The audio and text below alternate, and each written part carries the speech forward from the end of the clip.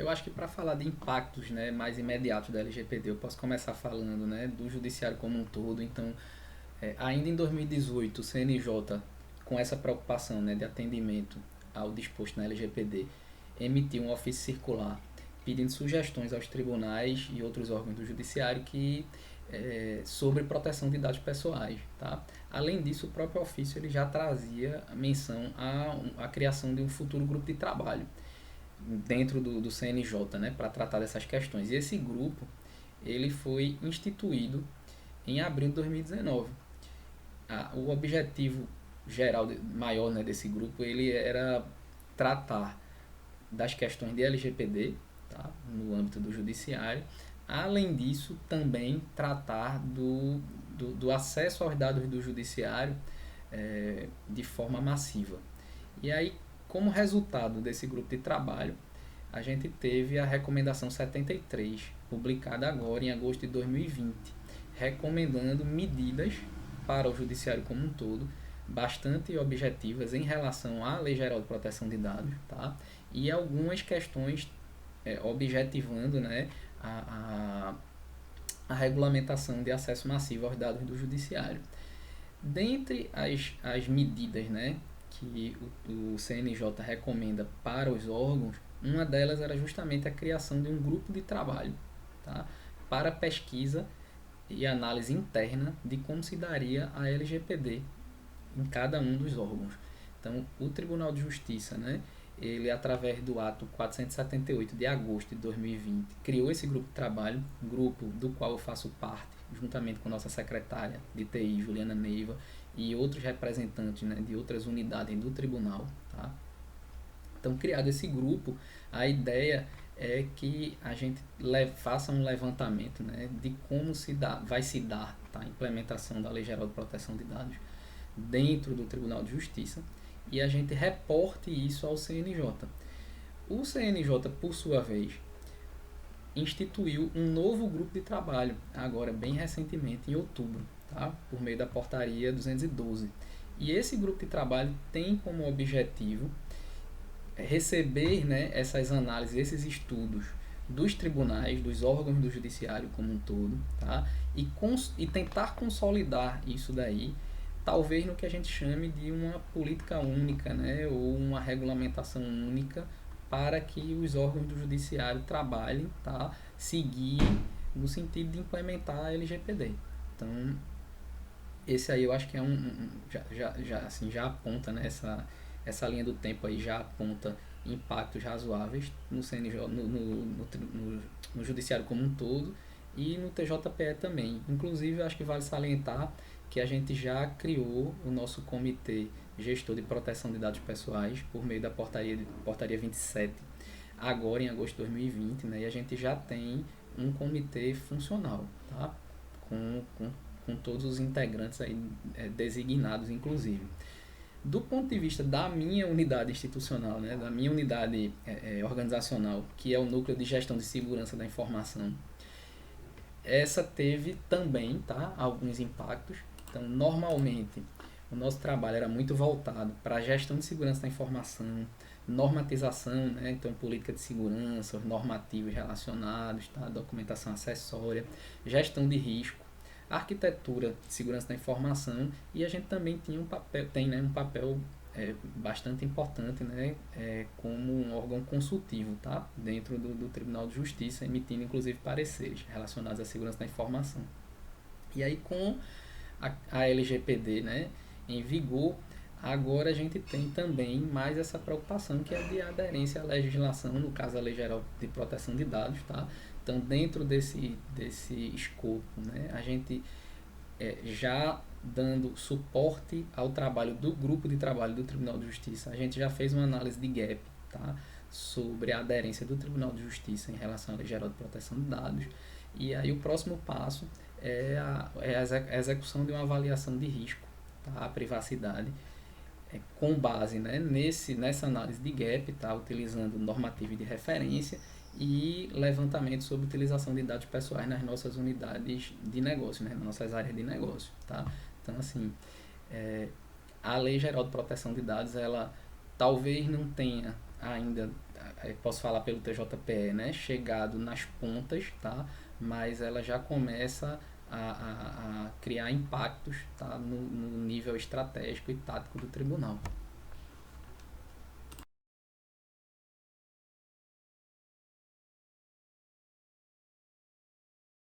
Sobre ganhos de segurança da informação proporcionados pela LGPD, eu acho que um ganho direto, né, uma maior qualidade da informação, tá? Visto que, né, a LGPD ela não se preocupa apenas em proteger o dado de vazamento, né, o dado pessoal de vazamento e outras questões, mas também, né, que a informação seja o mais correta possível, né, tenha a melhor qualidade possível. Então, eu acho que isso é um ganho, tá? É um ganho para a organização do ponto de vista de segurança da informação e do ponto de vista da atuação de negócio mesmo, da organização, tá? É, creio que a aplicação de controles tecnológicos e também administrativos, né, eles, no intuito de proteger dados pessoais, tá? Em virtude do que se exige na Lei Geral de Proteção de Dados, eles também acabam por proteger o, o ambiente como um todo e não só os dados pessoais, a depender dos controles que estão sendo implantados, tá? Então, na prática, alguns controles eles são implantados em razão da Lei Geral de Proteção de Dados para proteger dados pessoais. Entretanto, você não aplica o controle exclusivamente para os dados pessoais, mas para um ambiente. Então, isso tem uma repercussão de segurança para o ambiente como um todo e não só para os dados pessoais. Tá? E eu acho também que é importante, porque ela ajuda, né, a Lei Geral de Proteção de Dados, né, quando seguida, né, ela ajuda numa maior sensibilização dos colaboradores em relação ao tema de segurança da informação. Embora seja uma lei focada em dados pessoais, tá? Mas eu acho que ajuda a compor aí as campanhas de conscientização, tá? Dar um gás a as campanhas que já existem, talvez naqueles lugares em que não exista, né, a criar essas campanhas, tá? Então eu acho que ajuda também na sensibilização dos colaboradores.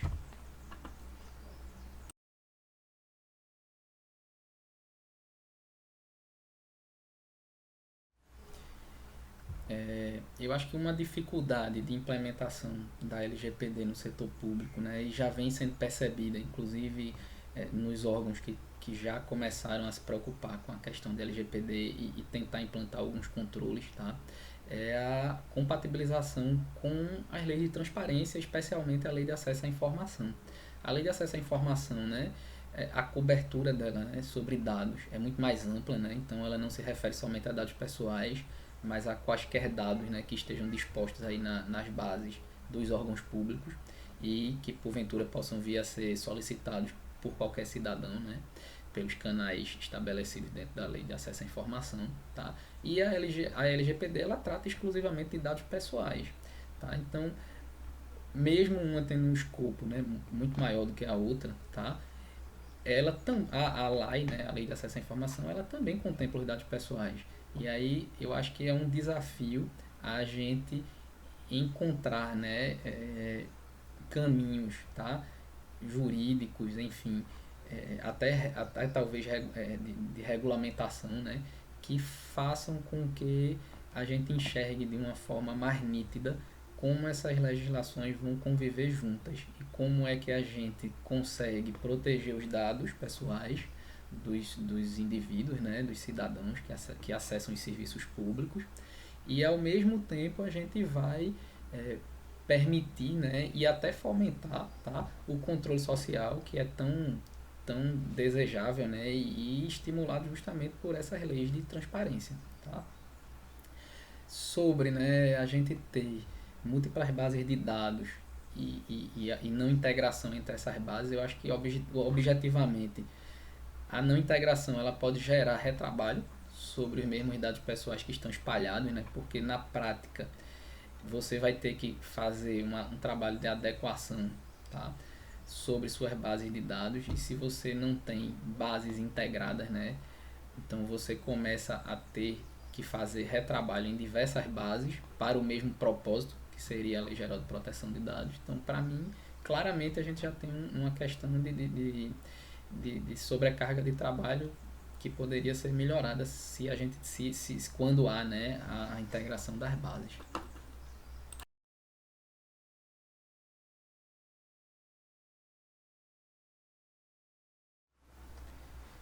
O judiciário faz parte da administração pública, né? E como qualquer órgão público, eu acho que ele vai sentir alguma dificuldade ou vai perceber como um desafio, né?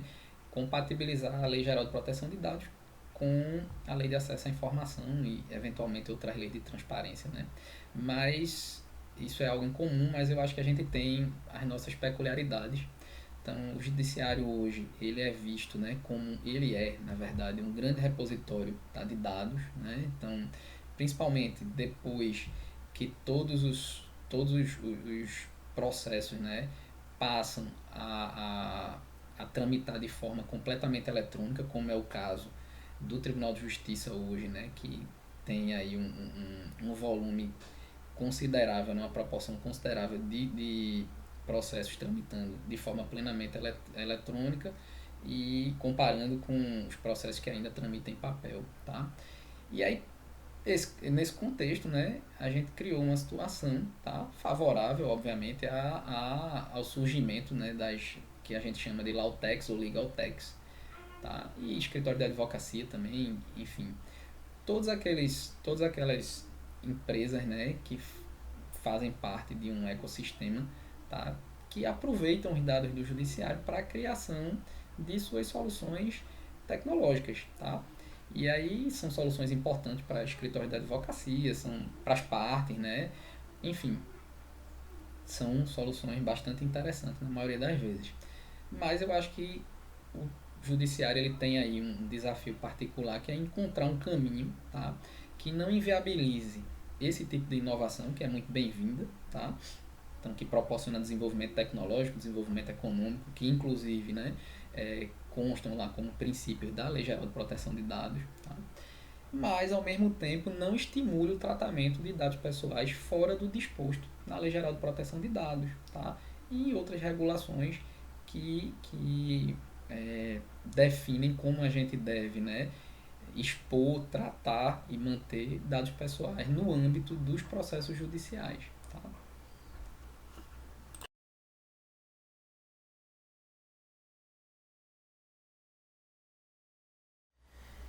Sobre hiperjudicialização, a LGPD, no seu artigo 42, ela já fala em danos morais e reparação. Tá? Resta saber se essa reparação ela já é cabível, né, meramente diante do risco ou apenas no dano efetivo, tá?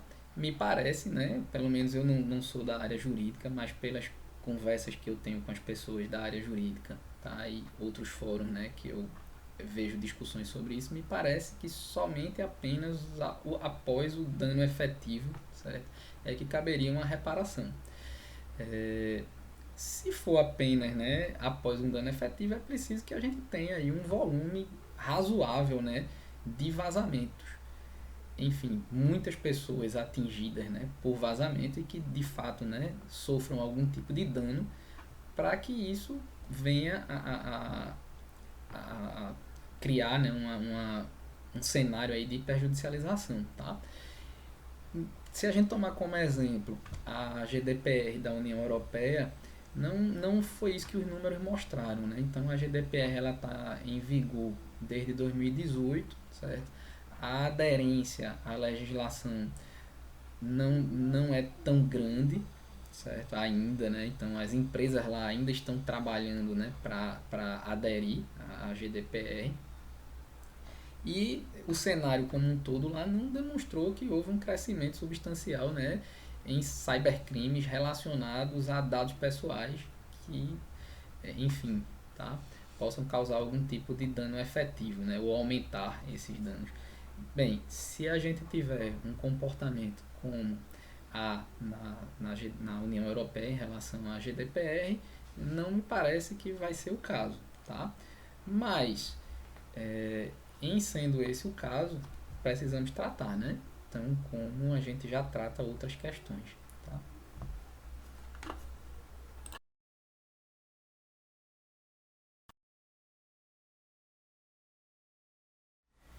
Sobre a estrutura para tratar a prevenção de conflitos, creio que a estrutura, já existe uma estrutura, né, dentro do TJPE hoje, e acredito eu que outros órgãos da justiça tenham estruturas iguais ou similares, tá, a essa daí, e creio que essa estrutura deva ser utilizada para tratar uma eventual questão, né, questões de prevenção de conflitos relacionadas à proteção de dados pessoais, tá? Então a gente tem hoje no tribunal, né, o que a gente chama de NUPEMEC, que contempla o FOCEJUS, SEJUS, que câmaras privadas de mediação e conciliação, casas de justiça e cidadania, enfim, eu acho que a gente precisaria talvez adaptar esse modelo, tá, para as questões relacionadas à prevenção de conflitos decorrentes de proteção de dados pessoais.